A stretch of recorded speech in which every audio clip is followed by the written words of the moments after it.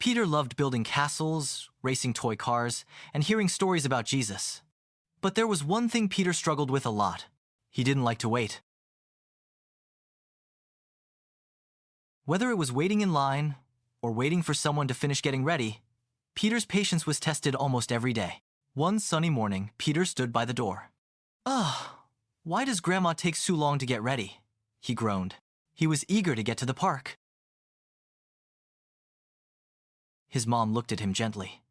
"Remember, Peter," she said, "patience is one of the fruits of the Spirit. We can ask Jesus to help us wait with kindness." Peter sighed, but nodded. He closed his eyes and whispered, "Jesus, help me be patient, even if it's hard." A few minutes later, instead of complaining, Peter helped Grandma find her shoes and carried her bag. They all left together with big smiles.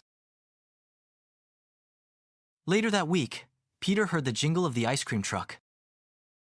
He raced outside only to see a long line of kids ahead of him. "I'll never get my ice cream," Peter muttered. But then he remembered a story from Sunday school, how Jesus fed over 5,000 people with just a few loaves and fish. Jesus didn't rush or panic. He blessed the food and waited patiently as everyone was fed. Peter thought about that, then decided to let a little girl behind him go ahead. "I can wait." Jesus did, he said, smiling. One rainy afternoon, Peter couldn't find his favorite action figure.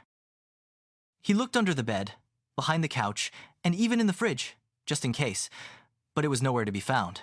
Frustrated, Peter was about to shout when he remembered what Grandma once said. "Sometimes, God lets us wait to teach us to trust Him." "Jesus, I really want my toy, but I trust you. Help me be calm." A little later, Mom found the toy.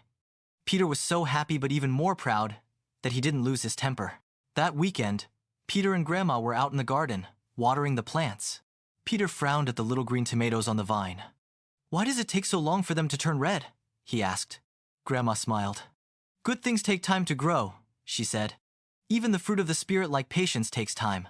But it grows in our hearts when we stay close to Jesus." Peter looked down at the tiny tomato, realizing something. Maybe waiting wasn't so bad after all. Peter was still learning, of course. But every time he chose to wait with kindness, help instead of hurry, and trust instead of complain, something special was growing in his heart. Just like the tomatoes in Grandma's garden, patience was slowly blooming one choice at a time. But the fruit of the Spirit is love, joy, peace, patience, kindness, goodness, faithfulness, gentleness, and self-control. Galatians 5:22-23. And Peter? He was starting to see that with Jesus, he could grow good fruit too.